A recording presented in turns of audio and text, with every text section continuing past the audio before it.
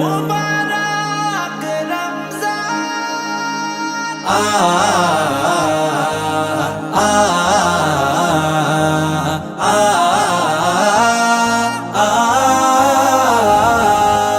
বছর ঘুরে আসলো আবার রহমতের উঠবে ফুল।